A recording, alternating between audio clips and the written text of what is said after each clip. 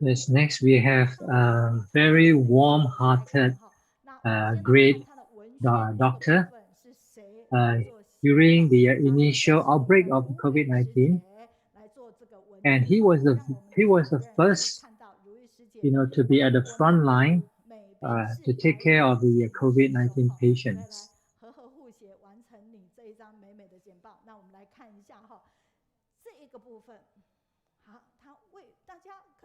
And these are our editors and creators of our posters, the e-posters. So everyone will have this impression of a great physician, a doctor that is to save lives.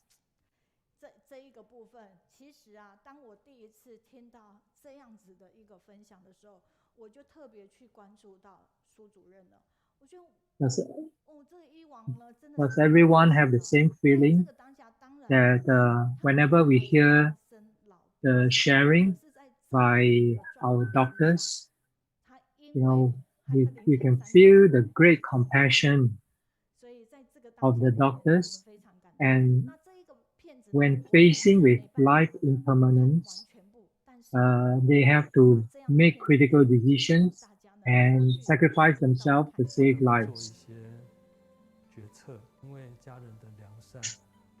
Even though we cannot watch the whole video, but we will post it in our online.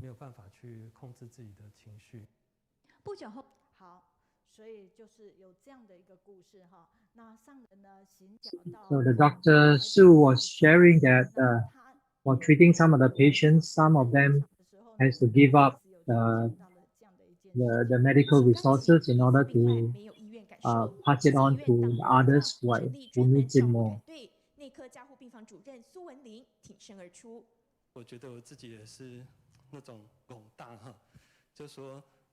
At one time, there were some patients that the other hospitals were unable to treat, to accept, but Tzu Chi Hospital in Taipei couldn't bear all the suffering patients and accepted them and did their best to treat them.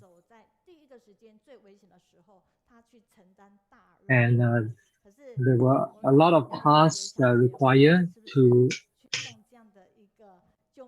treat the patients, and our doctors will do it together with the nurses. And they are always the frontline healthcare warriors, helping to rescue lives and to save as many lives as possible.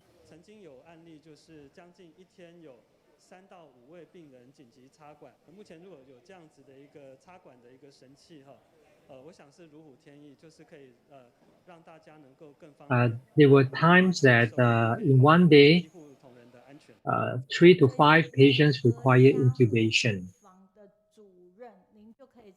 And we hope that with the new medical devices, we could speed up, make it more efficient for our healthcare personnel to do their job, and also for the patients to receive the treatment required in a timely manner. So actually, there are many moving stories from the cases in our Tzu Chi hospital during the pandemic. Unfortunately, some patients had passed on. They couldn't survive the disease. But the families were very grateful to the healthcare personnel for taking care of her brother during his hospitalizations.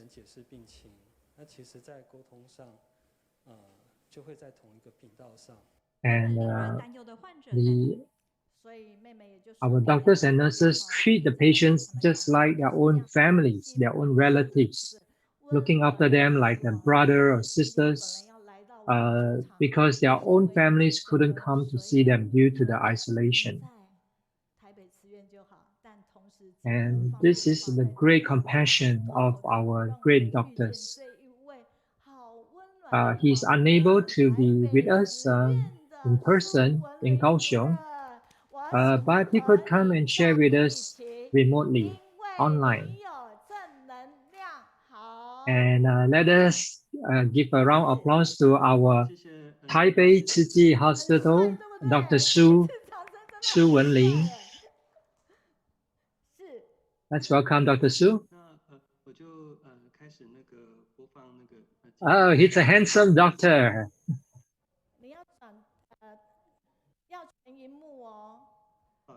Okay. And Dr. Su would like to show us the video and his PPT.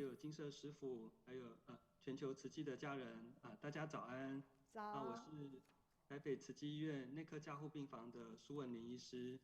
Yes, our respected great teacher, everyone, family members from all over the world. I'm Dr. Su Wenling from the Intensive Care Unit of Tzu Chi Hospital in Taipei. And today I'm very happy to share with all the great love experience in the face of COVID-19 pandemic. Firstly, I'd like to introduce you all. Before the COVID-19 pandemic, the world was really a beautiful place. The earth breeds diverse lives, but human beings have the most spiritual consciousness among all lives. So the compassionate and the blessed people will always protect the vulnerables and the injured as young and vulnerable family members. And we were all very happy to look after the health of the residents of the Taipei.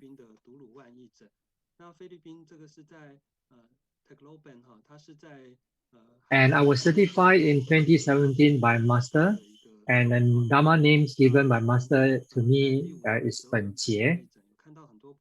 In 2018, we participated in a free clinic at Tacloban in the Philippines. It was the 5th year after the Philippine Typhoon Haiyan disaster. And there were doctors from many different countries, like Philippines, Malaysia, Singapore, Taichung, Daling, and Tzu Chi hospitals. And we saw the power of love and the will to reconstruct the disaster area by Tzu Chi people around the world. And this is a beautiful seaside city.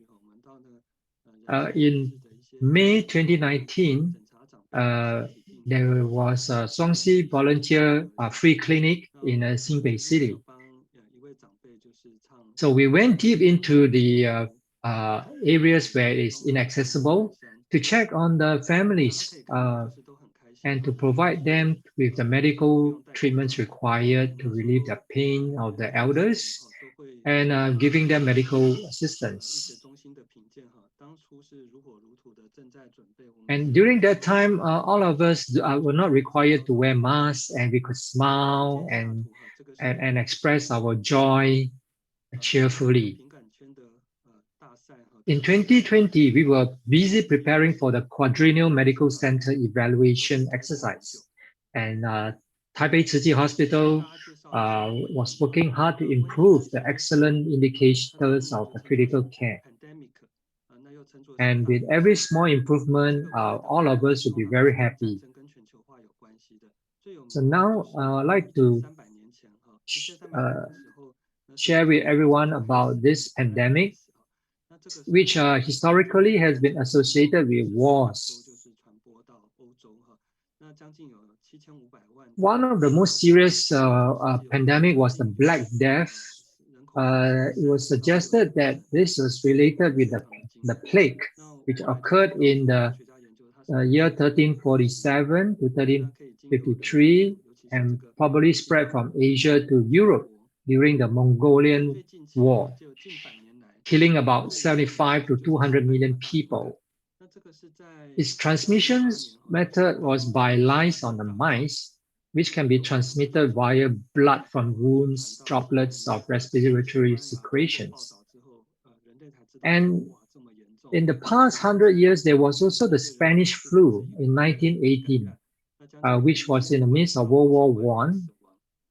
And at that time, it was spread from France to Spain, causing about a quarter of the world's population to be infected at a time, resulting in about 20 million to 50 million deaths. And the way of transmission was via droplets and contact transmission, and could be transmitted by humans, pigs, and birds. And the current research believes that this is the first pandemic of H1N1 influenza. Next, next is this severe cases of infectious pneumonia, the COVID-19, which was first detected in Wuhan, China at the end of 2019. And up to January this year, there were more than 300 million cases globally, with deaths totaling more than 5.4 million deaths, at a fatality rate of 1.81%. The mode of transmissions as may be the virus, the coronavirus, from bats to humans through another intermediate animal host. And the current variants in human transmissions are the Delta and the Omicron variants. With the advances in human medical science and the outbreak of COVID-19, has become a new plague of the 20th century, affecting human habits, transportation, and economy. And the infectious diseases are deeply imprinted in the history of mankind. With this dynamic cycle, yes, it has caused a lot of depressions and became the plague of the 20th century. And in January, in January 2020, the first case of Taiwanese businessman returning to Taiwan and was diagnosed with COVID-19. At that time, Taipei Hospital was headed by Superintendent Zhao Youcheng, and he quickly set up the COVID-19 pandemic prevention conference with all members of the hospital quickly mobilized. And from this picture, you can see that this little boy, he was carried by the father and came for the testing. And this little boy was very brave and he didn't cry. And at that time, I had a thought that I should give him a sticker to reward him for his bravery. And at that time, they quickly set up the isolation rooms at the Taoyuan International Hospital in order to do the testings. Let us now watch the video.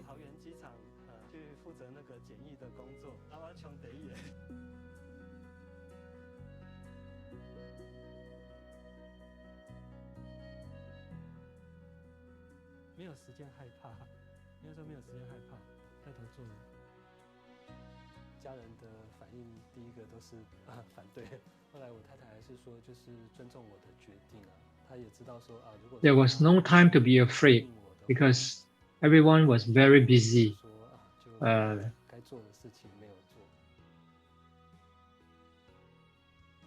And my wife actually gave her blessings to let me be involved in the front line to help the COVID-19 patients. When our nation is in having disasters, we should go to the front line to protect our country.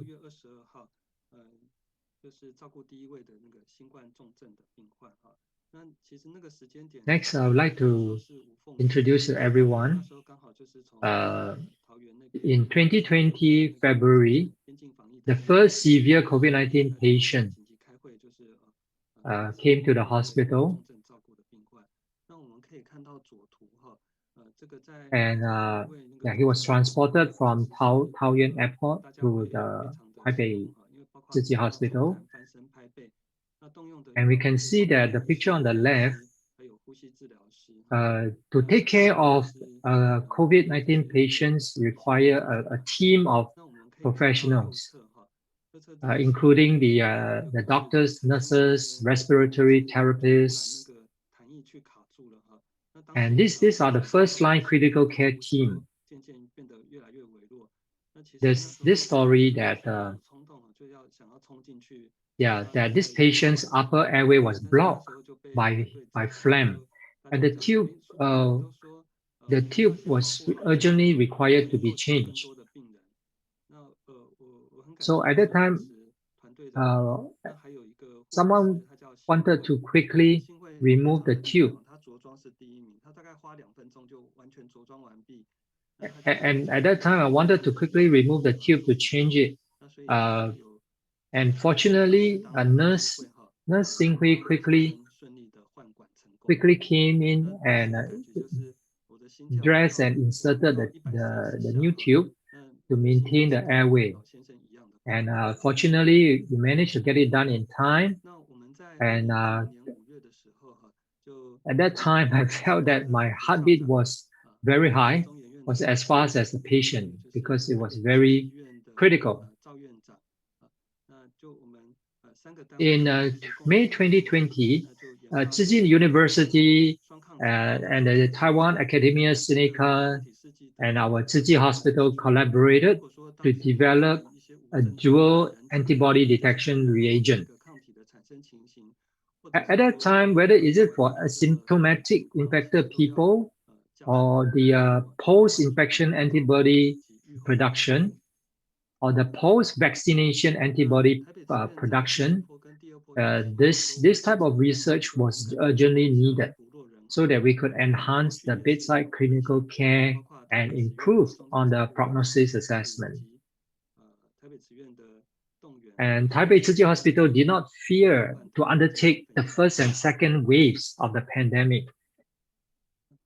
They then shared their experiences in seminars such as the Taipei Tzu clinical handling of severe cases and the experience of institutional mobilization for treating severe COVID-19 patients seminars. And in May 2021, there was an outbreak in the community. And there was a huge outbreak in Taipei Wanhua district. The first critically ill patients with COVID-19 was admitted to the internal medicine ICU. And we can see,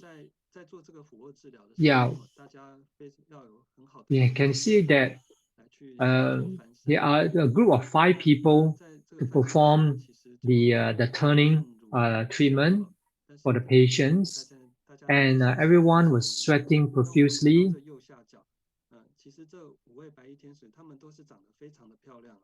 Sweating like rain, but even though they were, it was the difficult task, but in their heart they were happy.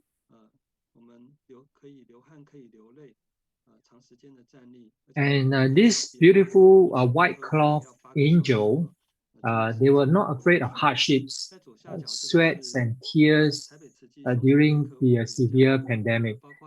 They have to stand for a long time, often, and has to hold back their urine to eat and not to eat or drink for 8 hours.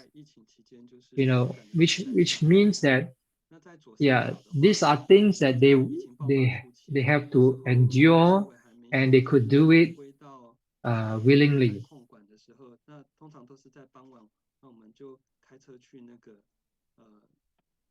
When the pandemic broke out, you know, even expressing voluntary participations in the battlefield, you know, it was, yes, it was very rushed.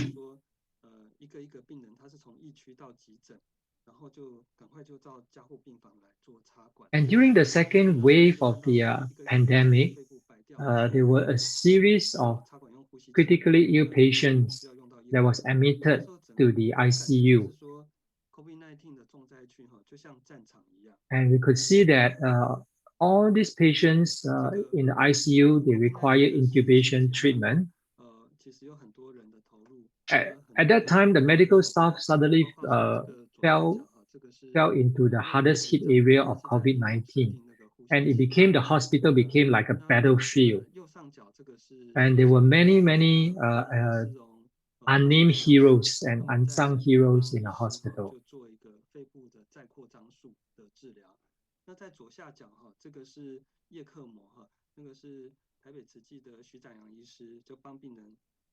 And and from the pictures, yes, we can see how our doctors and nurses treated the patients by connecting the membrane to fight against time and fight for time against the virus to keep the patients alive.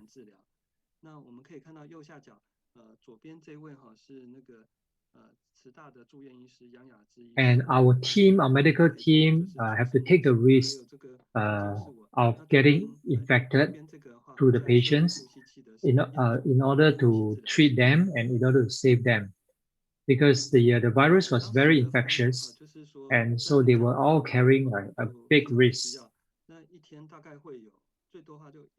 And yeah, this is our respiratory therapist.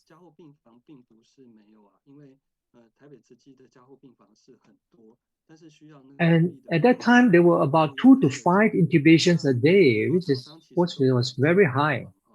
And oh, even though there were many intensive care wards in Taipei, but those that require independent compartments with doors and negative pressures were very limited.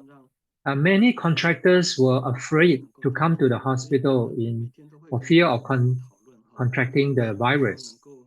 However, we have Brother Qinghua. He is very fearless and he's not afraid, and he didn't refuse our call for help to come and set up the compartments and to set up all the isolation wards and compartments in the ICU and completed them one by one.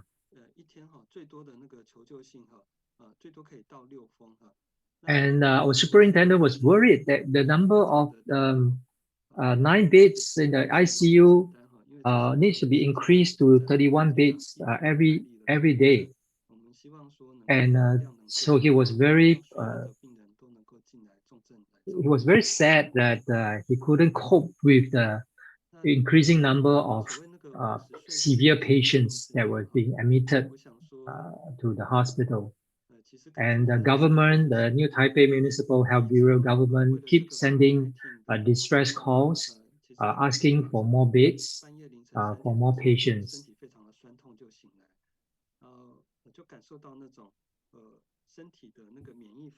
And I had a great experience that I remembered a week ago at 3 o'clock in the middle of the night. I woke up with cold and soreness. But that's because of the COVID-19 vaccine beginning to work and started the body's immune response. This allowed me to experience the physical pain when patients were infected. And it was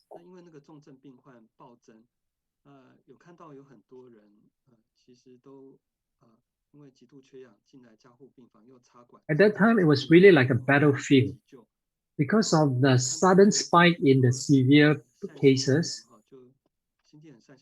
And many patients were lack of oxygen. They were admitted to ICU due to extreme hypoxia and requires intubation. And some even need to be connected to the Yeke membrane. And some of the patients, they delayed getting treatment due to the due to their concerns of spreading the virus to their family members, or they didn't want to take public transportation, or it was some of them, they got their treatments at the hospitals were delayed. So at that time, I used to wake up at 3 a.m. and cry for several days. And I'm very grateful to all our medical team members who were working together to secure life together with me. Everyone was working very hard. And and sacrificing their lives. And I forced myself to quickly take a quick rest, and the next morning I will still be strong, and to lead everyone to continue to save lives. 90岁的那个老先生哈，他是从我外院转入的。那当时也很奇迹，就是大概3天的时间哈，就成功的拔管成功。那时候跟女儿也很开心。At that time, 那就也主动提到 there was a 90-year-old patient. He was transferred from another hospital to our hospital, and after a few days, he recovered and doesn't require intubation. So I called the doctor, the daughter of this 90-year-old gentleman, and asking her to give her permission to let her father give up the bed, the ICU bed, to a 40-year-old patient who required it more critically. And the daughter was very happy that the father has improved and willingly agreed to give up the bed. And this is a show of great love. And there was another case of an 80-year-old elderly woman who had also removed her tubing, but her families, her son-in-law, didn't agree to give up her bed because he was worried that the mother-in-law, may still require medical treatment, and was afraid that if she were to give up the bed, her health might be in danger. However, the next day, the daughter called back to say that they're willing to give a bed to someone else, because her mother is like a spiritual support to the whole family, and the mother had taught them, to think about others.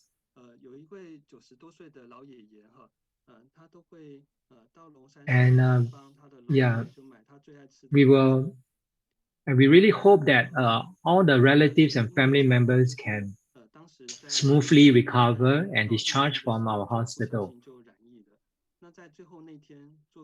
There was this grandfather in his 90s who used to go to the Longshan temple to buy his wife's favorite buns, and he's been doing it for many years. Therefore, when the pandemic broke out in that area, he had also contracted the virus. At the end, he couldn't recover, and in his last dying days, the daughter had to say goodbye to the father. And at the end of the dying video, the daughter said that, "Dad, we know that you work hard to get intubated, and you wanted to leave for our mother. We are all proud of you. You really work very hard. That your illness is cured." And the old gentleman is a good example, cherishing his wife, and is also a very brave and a good father, admired by his daughters. And this is another case of a young mother who was infected with COVID-19 and had to have a cesarean section because of severe hypoxia. And before the general anesthesia, she discussed with her husband, "If only one survives, I choose to give this opportunity to the child. Please take care of the child for me." And I was very touched that usually during intubation, it was very painful. And this mother's lungs was very serious. She was having severe hypoxia, yet she's not afraid of pain when intubation. She still, uh, she still hold a cheerful and a brave personality.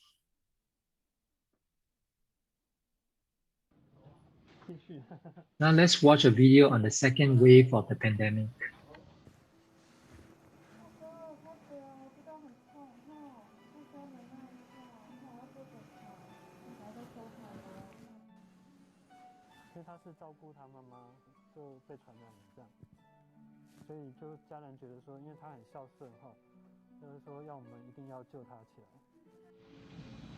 The medical team is helping the patients to extract the phlegm, the sputum from their airways.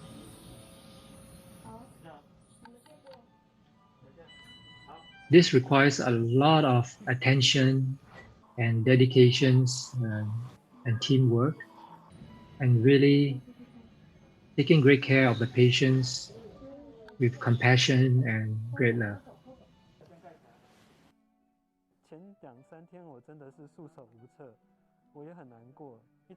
And seeing our medical healthcare professionals in the front line, risking their lives, in order to save lives.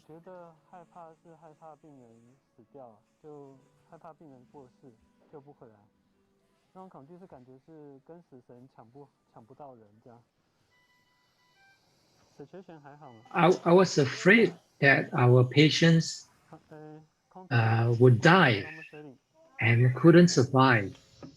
And I was like fighting to rescue their lives.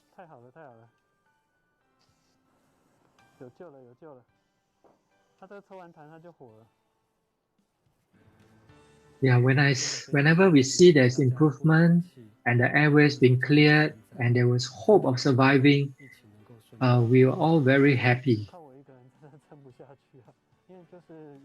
and really grateful to the whole team for enduring and continuing working hard until this time. Because of the team, all of us could continue to go into battle and to do our very best. The most joyful experience is to rescue a life. Regardless, of the danger, we are not afraid of our safety, but rather we want to do our best to save lives.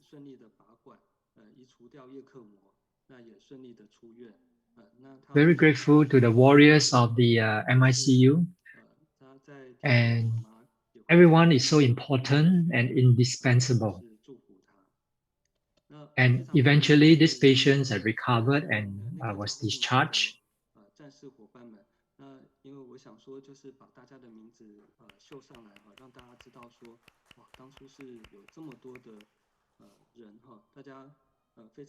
And grateful to all of our warriors for your bravery and working together.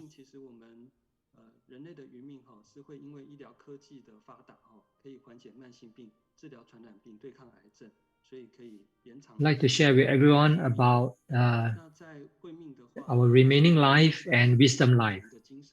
Our remaining life is the expected number of years to live, our lifespan. The increases of a human being's lifespans represents the development of medical technology, whereas the wisdom life refers to the wisdom of the mind, which is the life of the spirit, the richness of the soul, the cultivation of compassion, and the enrichment of a spirit, which will not disappear with life. And the doctor's career, to me, is to improve the medical skills and increase patients' life. And I had a profound experience and a great realization that the doctor's wish is to increase the wisdom of patients and their families. Our master says that life is in the breath, every breath, and every life is our relatives. Everyone is our relatives. The disaster of the century is full of impermanence, and many family members have no time to say goodbye to their loved ones. Because of the isolation, they cannot see or hear their relatives, and living with regrets, missing their families. Some cannot let go, and some can't get rid of the pain. After the pandemic, I plucked up the courage to find the family members of the deceased patients and accompanying them in their grief and healing, and telling them that their family members will not suffer, did not suffer during their, and they pass on gracefully. And we all bless the deceased to the heavens. And Master Jing's aphorism says that passing down wisdom from generation to generation, and life is impermanent, whereas wisdom is eternal. And love is boundless, our spirit is everlasting. And thank you everyone for listening. Very grateful to Dr. Su. And from his experience, we can tell that he is a very gentle, very compassionate and loving doctor. And he was the first to rush to the front line to rescue patients. And when I saw him on Thai news, that whenever his patients died, he was very sad. And when I saw that Dr. Su is going to share with us, I was very deeply touched because Dr. Su is always thinking about his patients, about others.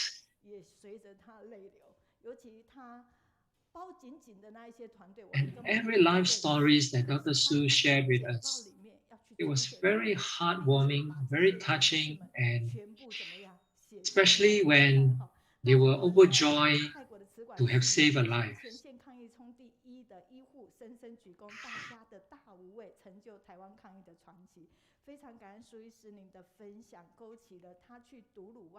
Medical professionals, their names to show his gratitude to every single members in the team.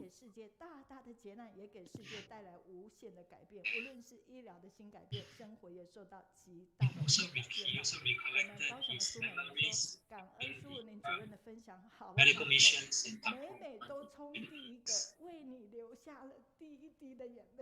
and which had also changed his way of thinking and his life. And we're all very grateful to Dr. Su.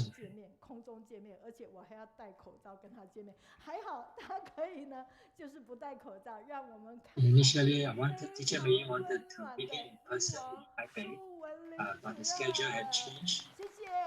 So now we could see him online.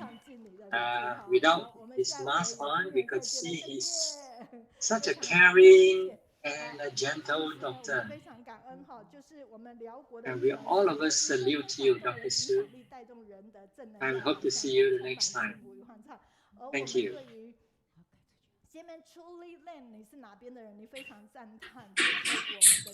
And these are the feedbacks from our city volunteers from Laos,